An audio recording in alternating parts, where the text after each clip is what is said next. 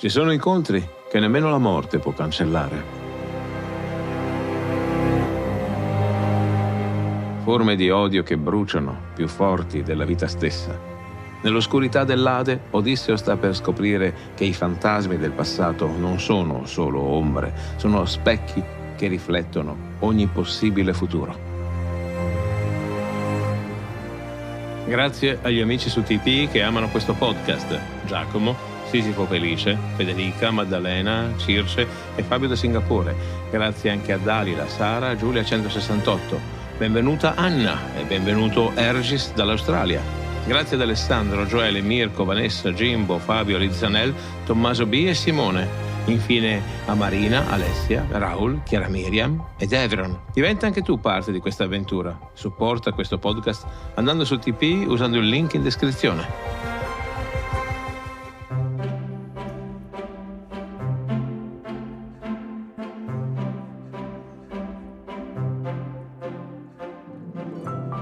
Questo che stai ascoltando è Mitologia, le meravigliose storie del mondo antico. Sono Alessandro Gelain, insegnante di filosofia, psicologia e scienze umane. Se vorrai stare in mia compagnia, ti offrirò le storie più interessanti della mitologia greca e romana. Il mito ha ancora molto da insegnarci e talvolta, come uno specchio, è capace di mostrare meglio a noi stessi quello che siamo. Puntata numero 259, La vita di Odisseo, episodio 19, I fantasmi di Troia.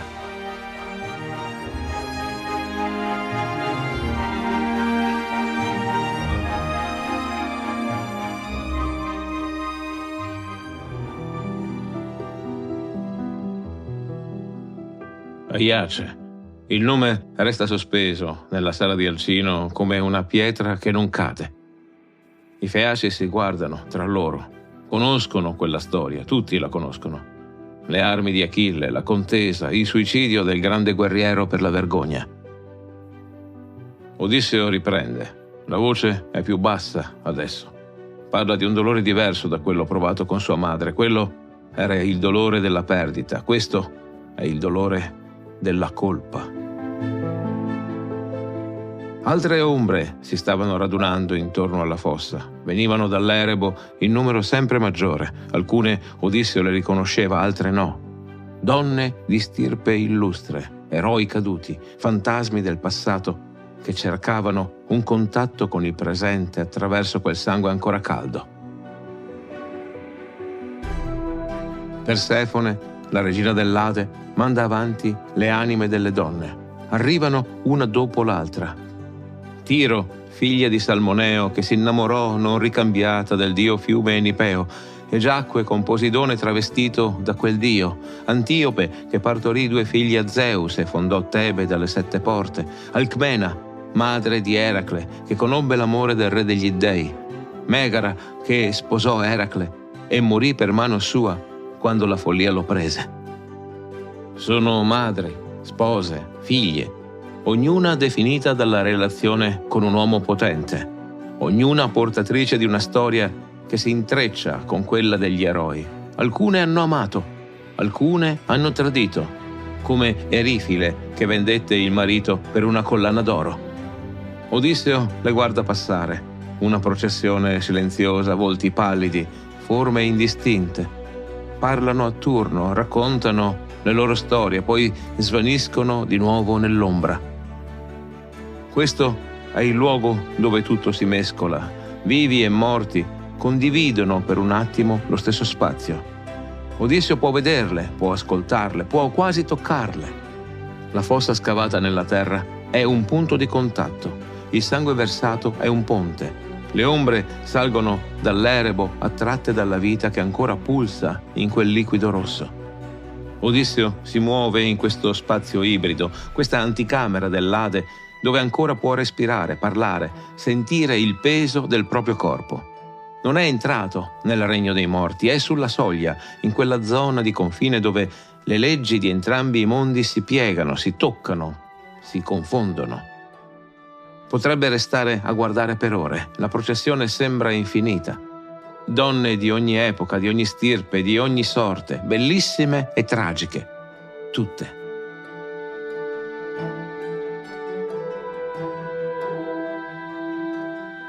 Le ombre dei grandi eroi iniziano ad avvicinarsi alla fossa. Vengono da diverse direzioni, alcune sole, altre in gruppi, compagni di guerra che restano compagni anche nella morte. La prima ombra che Odisseo riconosce è quella di Agamennone, il re di Micene, il comandante supremo dell'esercito acheo, l'uomo più potente della Grecia, quello che ha guidato 1000 navi contro Troia, quello per cui Odisseo ha lasciato Itaca, Penelope, Telemaco, ancora neonato. Agamennone si avvicina alla fossa, circondato dalle ombre dei compagni morti con lui.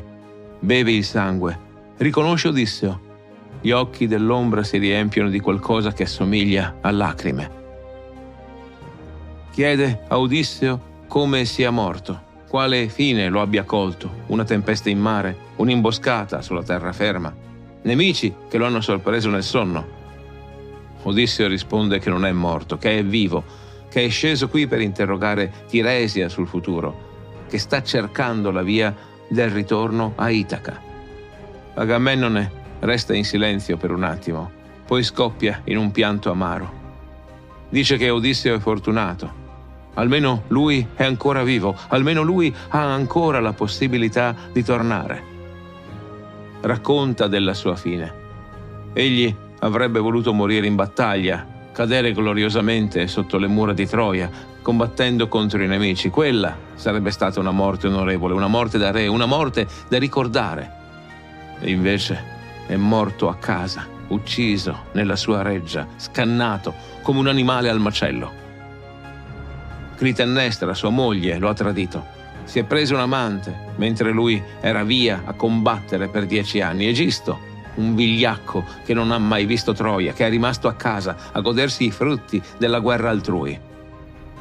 Quando Agamennone è tornato vittorioso, Clitennestra lo ha accolto con sorrisi, ha preparato un banchetto, ha fatto finta di essere felice, ha atteso il momento giusto. Durante il bagno lo hanno aggredito. Agamennone era disarmato, nudo, vulnerabile. Egisto lo ha colpito alle spalle. Clitennestra stessa ha partecipato all'omicidio, come se sgozzasse un bue, dice Agamennone, senza onore, senza dignità. I compagni che erano con lui sono stati massacrati uno per uno durante il banchetto, sgozzati come animali, il sangue ha macchiato le mura della reggia. Cassandra, la profetessa troiana che Agamennone aveva portato con sé come preda, è stata uccisa accanto a lui.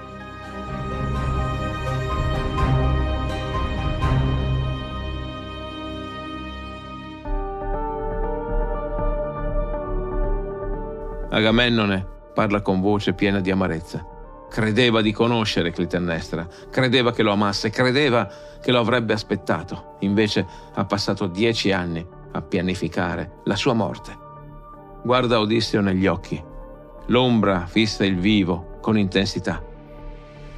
Gli comanda di non fidarsi mai completamente, nemmeno di Penelope, nemmeno della sposa più fedele. Le donne, dice, possono cambiare. Il tempo può logorare anche l'amore più forte. 10 anni sono lunghi. Consiglia ad Odisseo di tornare in segreto, di non farsi annunciare, di entrare a Itaca come uno sconosciuto, di verificare prima cosa è successo in sua assenza, di scoprire chi è rimasto fedele e chi no. Poi la voce si ammorbidisce, pare tornare in sé. Ora riconosce che, certo, Penelope è diversa, lo sa, ne ha sentito parlare, è saggia, prudente, fedele. Ha un cuore che resiste. Telemaco è cresciuto bene. Laerte vive ancora. Chiede del figlio Oreste. Vuole sapere se è vivo, se è al sicuro, se ha intenzione di vendicare suo padre.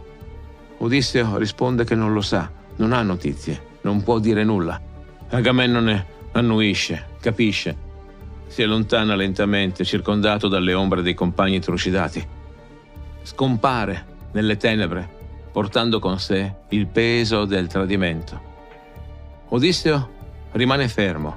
Il confronto tra Clitennestra e Penelope gli brucia nella mente. 2 donne, 2 destini, 2 scelte.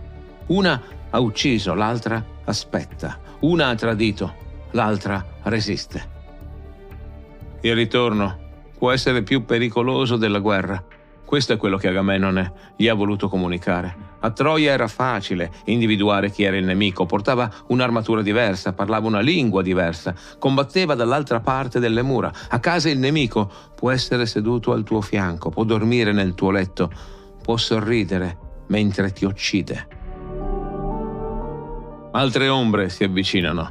Odisseo solleva lo sguardo. Achille, il Pelide, il guerriero perfetto, il più veloce, il più forte, il più bello.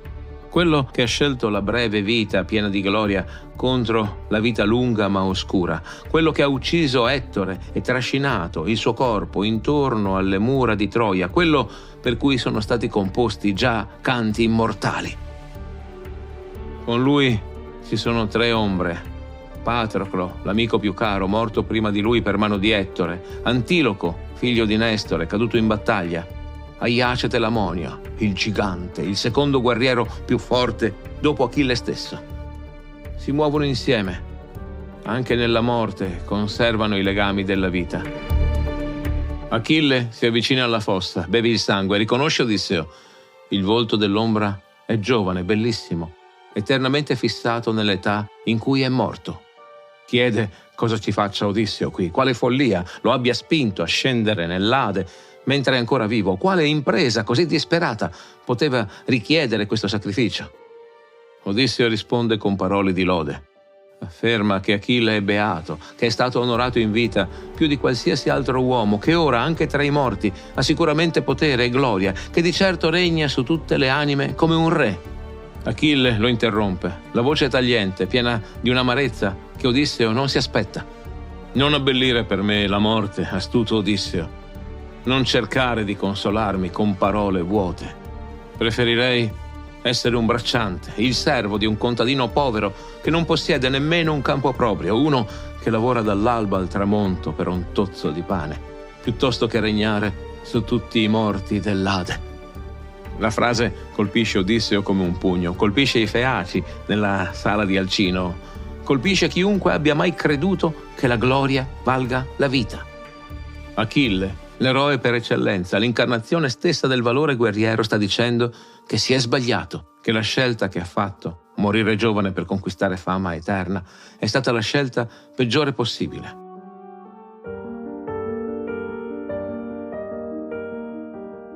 Vivere conta più di tutto, anche una vita misera, anche una vita di fatica e povertà, anche una vita senza gloria, purché sia vita, perché i morti non hanno nulla. Non gioia, non piacere, non speranza, solo rimpianto per quello che hanno perso. Omero nell'Iliade aveva cantato un Achille che accettava il suo destino, che sceglieva la gloria consapevolmente, che diceva: preferisco una vita breve e gloriosa a una vita lunga e oscura. Quell'Achille non esiste più, è morto con il corpo, l'ombra che resta ha compreso la verità. Ha pagato il prezzo della sua scelta e ora la rimpiange per l'eternità. Odisseo non sa cosa rispondere. Cerca di cambiare argomento, chiede notizie, chiede di Peleo, il padre di Achille, è ancora vivo, è ancora re, conserva il suo potere. Achille risponde che non lo sa.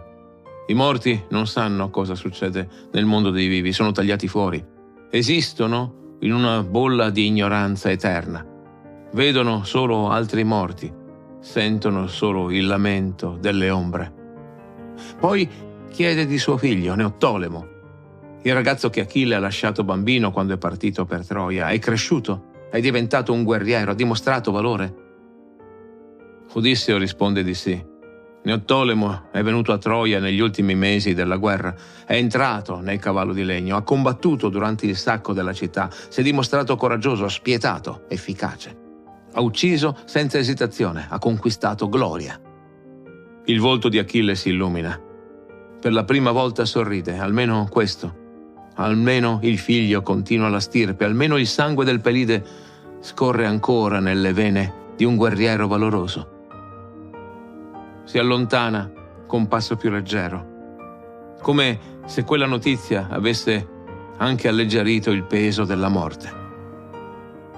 Patroclo e Antiloco lo seguono. Resta solo Aiace Telamonio, il gigante, il guerriero più forte dopo Achille, quello che per anni ha protetto le navi greche con il suo enorme scudo, quello che ha combattuto Ettore in singolar tenzone senza vincere né perdere, quello che dopo la morte di Achille aspirava alle sue armi come premio naturale. Le armi di Achille, forgiate da Efesto stesso, scudo, elmo, corazza, spada, oggetti divini che conferivano al portatore una potenza sovrumana. Dopo la morte di Achille si è tenuto un giudizio: chi meritava quelle armi? Chi era il più degno erede del Pelide? La scelta era tra due uomini, Aiace e Odisseo, forza contro intelligenza, valore contro astuzia. Il guerriero che combatte a viso aperto contro quello che vince con l'inganno. Agamennone non voleva decidere. Ha formato una giuria. Alcuni dicono che abbia chiesto perfino ai prigionieri troiani quale dei due temessero di più. La risposta è stata Odisseo, unanime. Achei e troiani concordi nel definirlo il più pericoloso. Aiace non ha retto all'affronto. La vergogna lo ha distrutto, è impazzito, ha massacrato un gregge di pecore credendo che fossero i suoi nemici. Agamennone, Menelao, Diomede, Odisseo le ha uccise tutte, una per una, urlando vendetta. Quando è tornato lucido e ha capito cosa aveva fatto, non ha sopportato l'orrore. Si è gettato sulla propria spada, suicida, senza onore, senza sepoltura degna. Adesso l'ombra di Aiace sta lì, a pochi passi dalla fossa. Riconosce Odisseo, non si avvicina, non beve il sangue, non ha bisogno. Il rancore non ha bisogno di forza per esistere. Odisseo fa un passo verso di lui, cerca di parlare, cerca di spiegare, chiede se ancora, anche dopo la morte, anche nell'Ade, Aiace non possa perdonarlo. Dice che quelle armi sono state una maledizione, che preferirebbe non averle mai vinte, che nessun trofeo vale la vita di un compagno, che la colpa non è sua, è degli dei, è di Zeus che odiava l'esercito acheo, è del destino che aveva già deciso. Aiace non risponde, rimane immobile, il volto di pietra, gli occhi fissi su Odisseo, con un'espressione di disprezzo assoluto. Odisseo continua a parlare, supplica, chiede di superare l'amarezza, di placare lo sdegno. Dice che hanno sofferto tutti per la morte di Aiace, che è stato pianto come si pianse Achille. Niente. Silenzio. Aiace si volta lentamente, con deliberata freddezza, e se ne va. Scompare nell'erebo senza aver pronunciato una sola parola. Il silenzio è più eloquente di qualsiasi insulto, è il rifiuto totale, il disconoscimento completo. Odisseo resta con la mano ancora tesa nel vuoto. Il rancore resiste anche alla morte.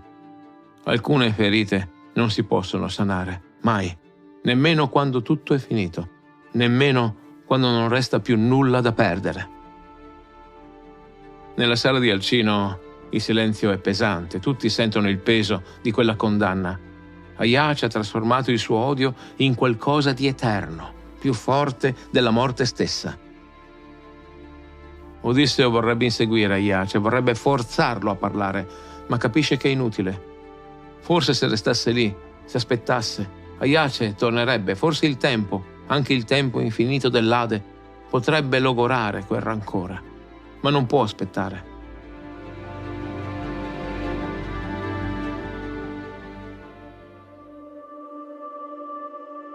Si spinge oltre, più in profondità in quella zona di confine. Lascia la fossa alle spalle, avanza nel corridoio oscuro dell'Ade. Vede Minosse, il grande re di Creta, figlio di Zeus, seduto su un trono con uno scettro d'oro in mano. Giudica i morti, le ombre si presentano davanti a lui, alcune in piedi, altre sedute, e chiedono giustizia. Minosse ascolta, valuta, emette sentenze. Anche nell'Ade continua la funzione che aveva in vita, giudice supremo, arbitro nelle dispute. Vede Orione, il gigante cacciatore. Sui prati di Asfodeli insegue le ombre delle bestie che uccise in vita sui monti. Tiene in mano una clava di bronzo indistruttibile. Caccia ancora, caccia per sempre. Ripete all'infinito quello che amava fare quando era vivo. E poi vede i dannati del Tartaro, quelli che hanno offeso gli dèi così gravemente da meritare una punizione eterna. Tizio, il gigante figlio della terra, giace disteso al suolo, copre con il suo corpo uno spazio immenso. 9 iugeri, dice Omero. 2 avvoltoi gli stanno sopra, uno a destra, uno a sinistra, gli divorano il fegato, affondano i becchi e ricurvi nelle viscere. Tizio cerca di scacciarli con le mani, ma non può. Il fegato ricresce, i becchi affondano di nuovo, all'infinito. Ha cercato di abusare di Leto, la compagna di Zeus, madre di Apollo e Artemide. Questo è il suo crimine. Questo è il suo castigo. Poi vede Tantalo. Sta in piedi, in mezzo ad uno stagno. L'acqua gli arriva al mento, ha una sete tremenda, insopportabile. Si china per bere, l'acqua si ritira, sparisce inghiottita dal terreno. Resta solo terra nera e arida. Alberi altissimi crescono intorno a lui, peri, melograni, meli splendidi, fichi dolcissimi, olivi. I rami, carichi di frutti, pendono sopra la sua testa. Tantalo alza le mani per prenderli, un colpo di vento li spinge verso l'alto, irraggiungibili. Fame e sete eterne, cibo e acqua a portata di mano ma impossibili da raggiungere. Ha rubato il nettare e l'ambrosia degli dèi, ha servito agli immortali carne umana durante un banchetto, credendo che non se ne sarebbero accorti. Zeus lo ha fulminato, ora sconta la sua ibris.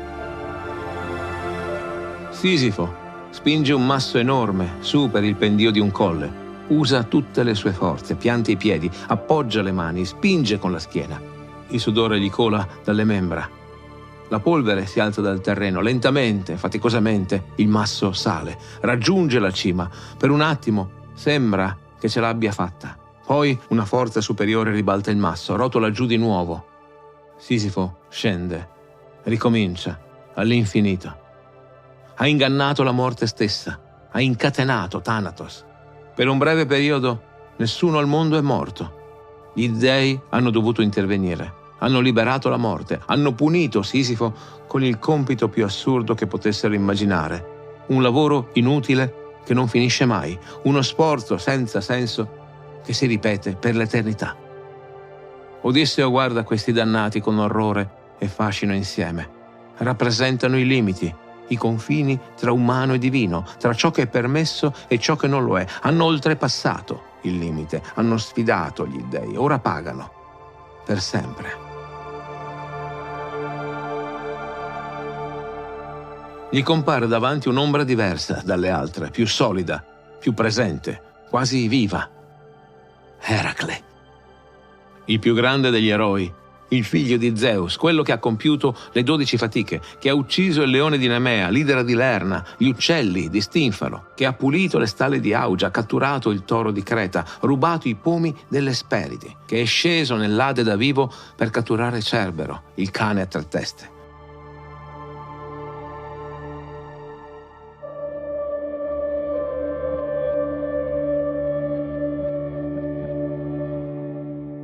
Questa è solo l'ombra della parte umana di Eracle, perché Eracle stesso, il divino Eracle, siede ora tra gli dèi immortali sull'Olimpo. Ha sposato Ebe, la dea della giovinezza, banchetta con Zeus, è finalmente immortale.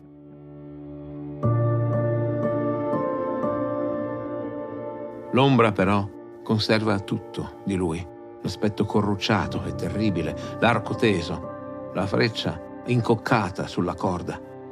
La tracolla attraverso il petto, decorata con scene di caccia e di battaglia, orsi, cinghiali, leoni, mischie, sangue. Non si sa come riconosce Odisseo, gli viene incontro. La voce esce profonda, piena di comprensione. Dice che capisce, che vede su Odisseo lo stesso peso che lui ha portato, la stessa fatica, lo stesso destino avverso. Chiede se anche lui stia compiendo fatiche simili alle sue, se anche lui è tormentato da qualcuno che gli impone prove impossibili. Odisseo risponde che sì, che Poseidone lo perseguita, che sta perdendo anni a vagare per il mare, che ha visto compagni morire, che ancora non sa se riuscirà a tornare a casa. Eracle annuisce, conosce quella sensazione. Anche lui è stato schiavo, anche lui ha dovuto servire un padrone crudele, Euristeo, un codardo che gli ordinava imprese mortali mentre stava al sicuro nel suo palazzo. Anche lui ha sofferto l'ingiustizia di un destino più grande di lui. Alla fine ce l'ha fatta, ha completato le fatiche, ha conquistato l'immortalità. Odisseo ce la farà, anche lui. Tornerà a Itaca, riconquisterà il suo regno, vendicherà i torti. È un momento strano. Due eroi che si riconoscono. Uno vivo, uno morto. Uno ancora in cammino, uno arrivato. Si capiscono senza bisogno di molte parole. Hanno attraversato lo stesso tipo di sofferenza. Hanno sopportato lo stesso peso. Eracle si allontana. L'ombra svanisce lentamente. Lascia Odisseo con un senso di conforto inaspettato. Se Eracle ce l'ha fatta, forse ci riuscirà anche lui. Le ombre si ammassano, sempre più numerose, premono verso di lui. Vogliono parlare, vogliono essere riconosciute, vogliono quel breve momento di coscienza che il sangue può dare. Il rumore cresce, voci che si sovrappongono, lamenti, pianti, grida acute, come un'onda che sale, come una marea che travolge. Odisseo sente il terrore ritornare, un terrore freddo, primitivo. E se Persefone mandasse qualche mostro? E se la regina dell'Ade decidesse che ha visto abbastanza? E se le ombre lo trattenessero qui? E se non potesse più uscire? Si gira e corre verso la luce fioca della fossa, verso il punto dove ha lasciato i compagni. Si muovono tutti verso la nave. Gli uomini a bordo li vedono arrivare, capiscono dai loro volti di sciogliere immediatamente le gomene, spingono la nave in acqua. Odisseo e i suoi saltano a bordo mentre la prua si allontana già dalla riva. Il vento soffia. Borea, lo stesso vento che li ha portati qui, ora li riporta indietro. La nave scivola rapida sulle acque di oceano. Il paese dei cimmeri scompare nella foschia. Gli uomini respirano. Sono usciti dall'Ade, sono ancora vivi, hanno toccato il regno dei morti e sono tornati. Nessuno parla. Cosa si può dire dopo aver visto quello che hanno visto? Dopo aver parlato con i morti, dopo aver guardato negli occhi il nulla? La nave naviga veloce, verso Ea, verso l'isola di Circe, verso il mondo dei vivi.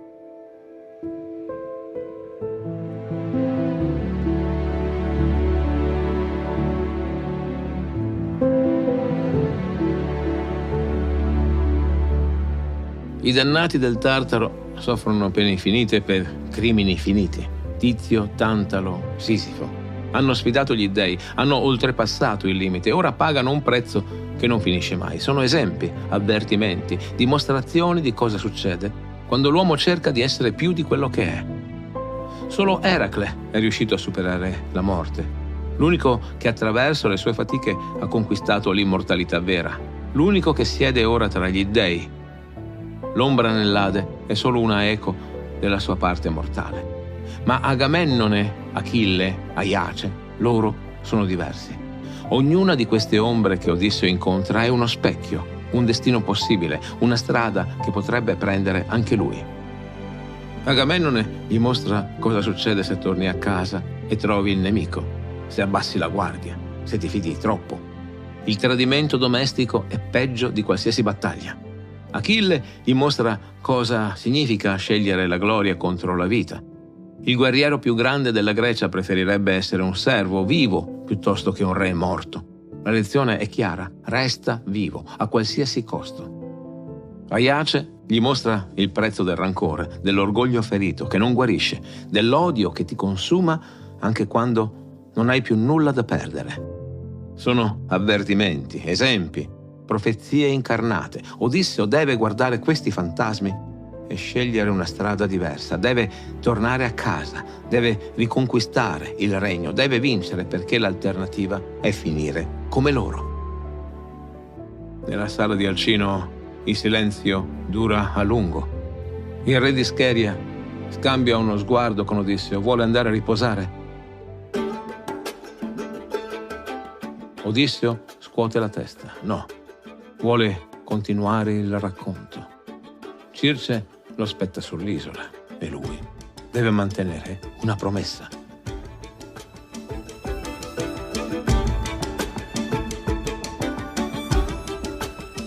Nella prossima puntata, il ritorno a Ea, i riti funebri per Elpenore, gli ultimi consigli di Circe e poi il mare, di nuovo, con tutti i suoi pericoli.